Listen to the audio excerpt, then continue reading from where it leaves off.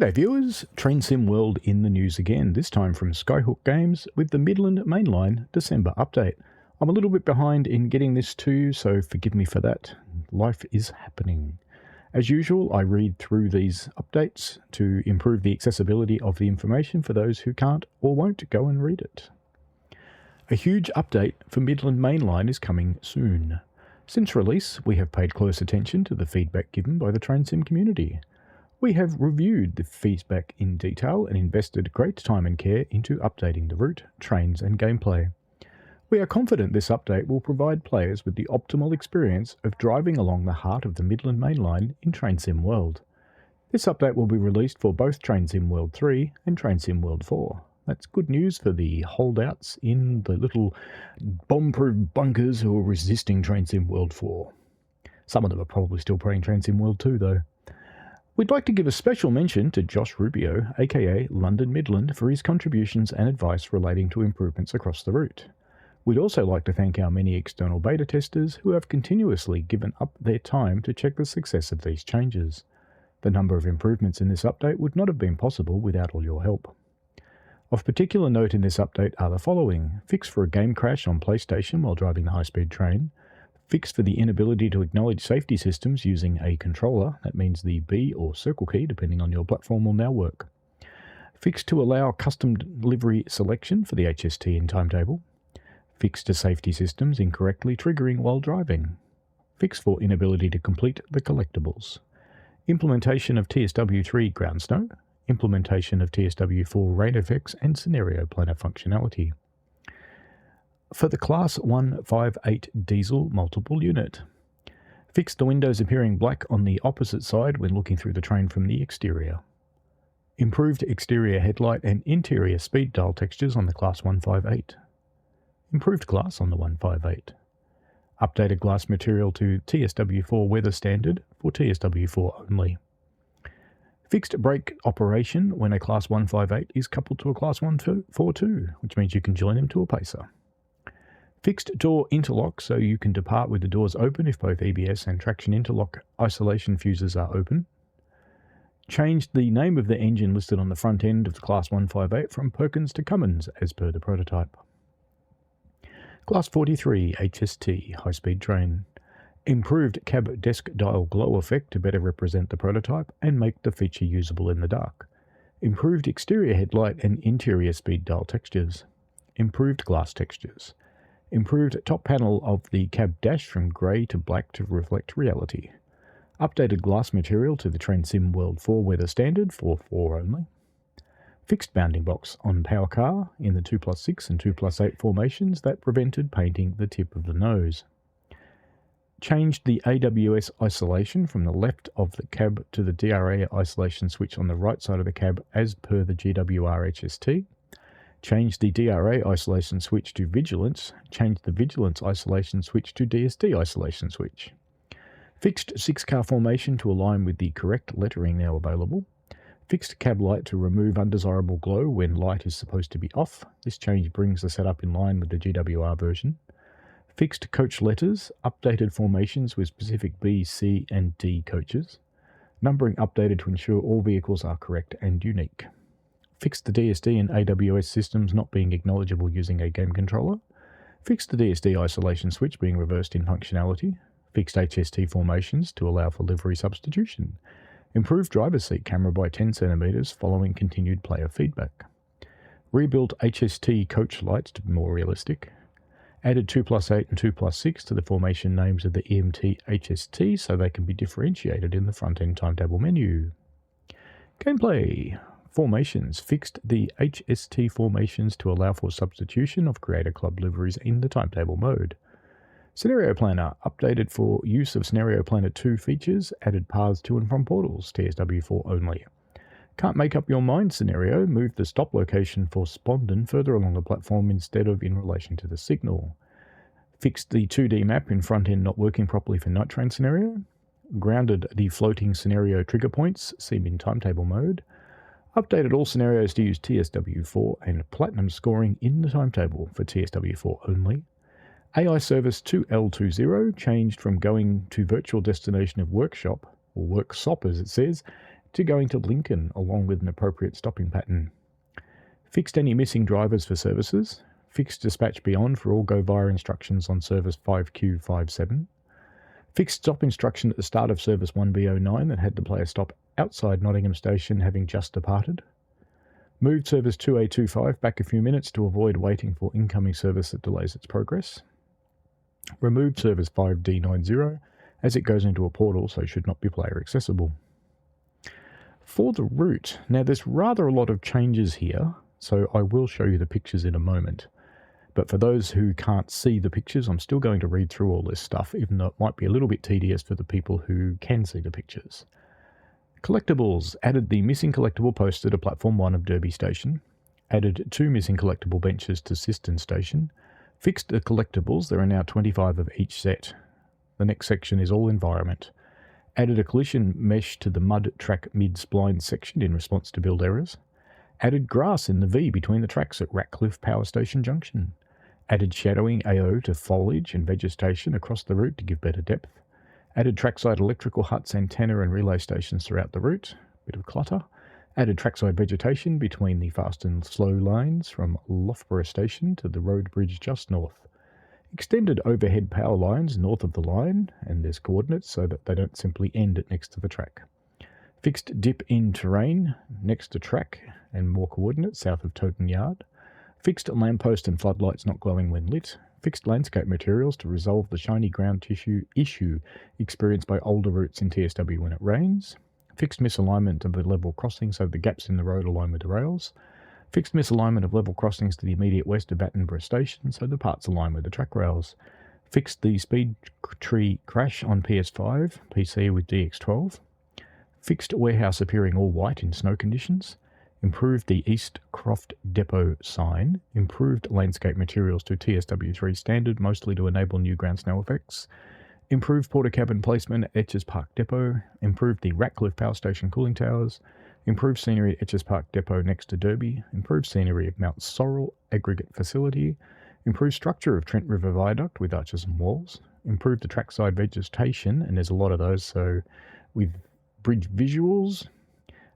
More bridges east and west of Nottingham, bridges south of Loughborough, clutter at the northern end of Leicester, vegetation around Siston Triangle, vegetation around East Trent Triangle Junction, vegetation at Beeston Yard east of Beeston Station, vegetation between Beeston and Beeston Yard, vegetation between Borrowash and Draycott, vegetation between Derby and Spondon, vegetation between Red Hill Tunnel and East Midlands Parkway Station, vegetation centred on some coordinates and for 1 kilometre in each direction.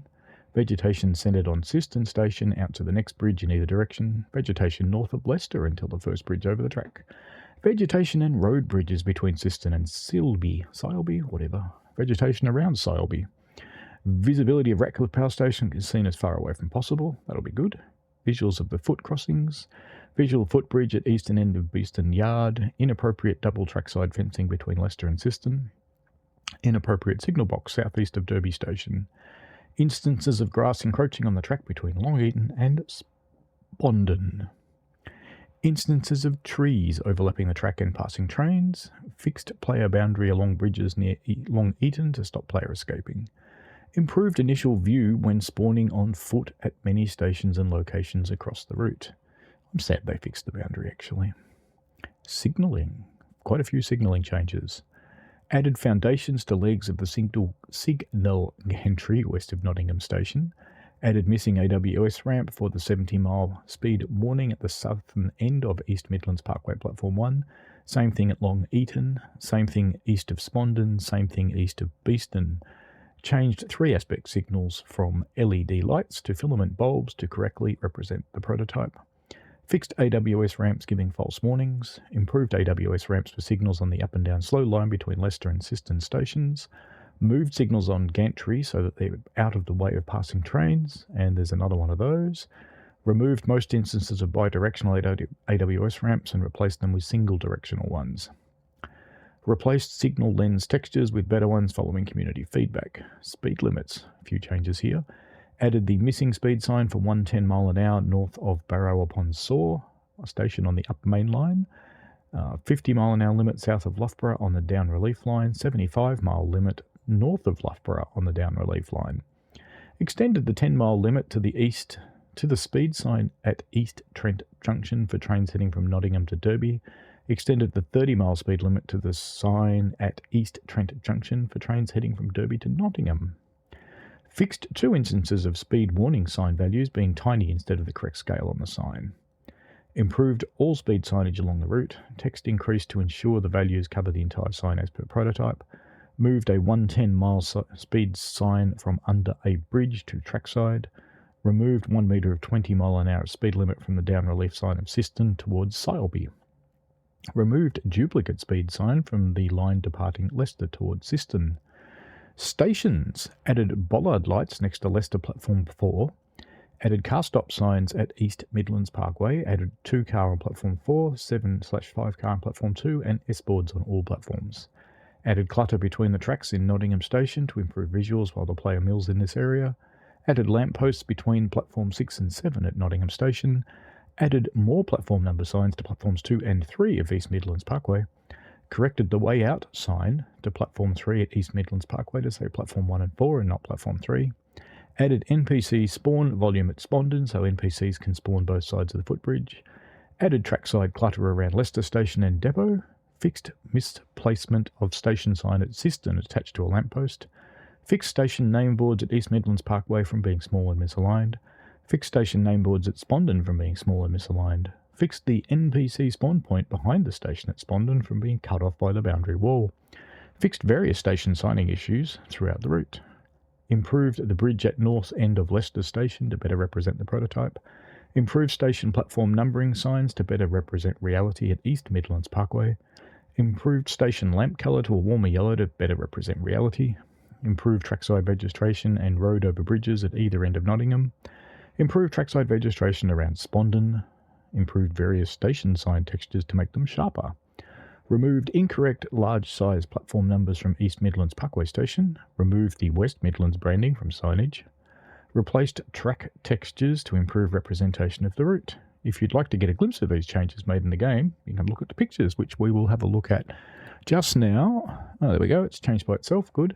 So Midland Mainline before and after shots of the winter 2023 summer for Aussies update a Skyhook Games Midland Mainline route for Train Sim World.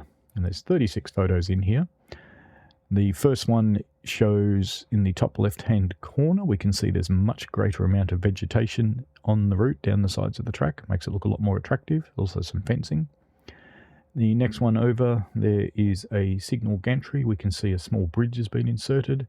There's some fencing and a lot of extra vegetation. Next up, we have got depot night lighting. Can't tell that much difference between those two. Maybe there's some lighting sources have been fixed up a little bit. Yeah, it looks kind of that way. Next down, we've got some different colouring on the HSTs. They look a lot more yellow now under the station lighting, which is good. We've got a signal gantry that appears to have been updated. There's some 15-mile signs and there's some better vegetation, a little bit lower, further from the tracks. Over on the next one, we have a factory or a warehouse, and there's some stacked up things and some bins and some other bits and pieces and some trackside cabins and some buffer stops. That all looks quite good. We've got more clutter added next to another factory. There's a big double-fronted garage thing and a whole lot of pallet storage shelves, orange and blue ones. We can see in this one at Etches Park that they've put in some light poles, and it looks like a signal cabin's been taken away and it's been replaced by some modern concrete blocks. Next up, we've got the HST Cab 1. There's a couple of shots from Cab 1 and Cab 2 just showing the difference in the interior lighting now. Looks a little more realistic when the cab lights are off. Next up, we can see the changes to the glass, so you can actually see through the glass now, which is a bit different. That's a good thing. You can see a train that's outside. HST night lighting, you can see that the glass does look a little bit better. Interior looks quite nice, actually. It's much less bright. That's much better. At Leicester, what can we see in this one? Looks like vegetation for the most part. The bridge has another pylon in it, and it's got a rock wall on the right-hand side. Apart from that, it looks pretty similar. Same from the other side, so we can see that there's some more pylons and different walls put in there. Looks a little more appropriate. At Leicester 3, we can see there's a lot more vegetation in the yard. There's a little bit more signage by the look of it. There's some signal cabinetry, so it just makes it look a bit more lived in, which is good. Looks like the ground colouring has changed as well, so it's more of a reddy colour. Some more Leicester with more vegetation. Signage is now about the right size, and the speeds look like they're right too, which is good.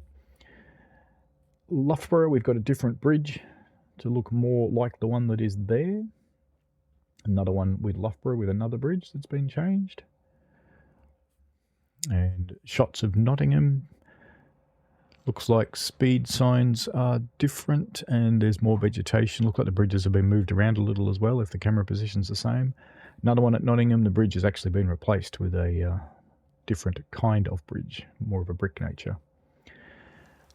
Nottingham 3, just another view of the bridges and vegetation changes with a HST sitting in the platform, slightly different colouring. Looks like they might have altered the colouring for the whole route actually. It looks slightly more warm. Coming into Nottingham, you can see that the signal gantries have been moved upwards and away, which is good. Night lighting, Nottingham Station looks a little more yellow, so that's quite good. Less harsh, much warmer. Same with the next photos, and looks like the lighting's been improved quite a lot in this next shot, where you can see the light poles now actually shine properly in emit light, which is good. You can see the carriages aren't emitting bright like horribly big white demons now. That's quite good. It's much more realistic. Rain texturing by the looks of it on this one. It's hard to tell what they've changed there really. Maybe a little bit of fog in it. Could be examples of the glass. It looks like they've got rain on yeah, that is. It's rain on the glass. That's what's changed. It's been updated to the new standards. Next one is a level crossing that's been moved a little bit so that it's actually set up properly with the road. There's some new fencing, some signal cabinets and things going in there. A bit of new vegetation as well. That looks quite good. I think I'll be looking forward to having a refresher on this route when this comes out. The Trent River colouring looks like it's changed a little bit, and there's some small vegetation changes. Looks like the bridges have changed slightly, but it's hard to tell exactly what. Oh, and they've replaced the wall too. It's a darker brick wall now instead of a light coloured thing. We've got East Midlands at night time looking pretty good. There's a couple of those shots. And then finally we've got Trent River Bridge, which looks like it's been dirtied up a bit. Quite good. All right, that's it for this one. Thanks very much for watching or listening. I hope this has been useful for you. As usual, if you've got any comments, chuck them down below and I'll see if I can help you out. If you like this, hit that like button and subscribe to the channel if you haven't already. And you can always contemplate being a member to help support things. Thanks a lot. See you later.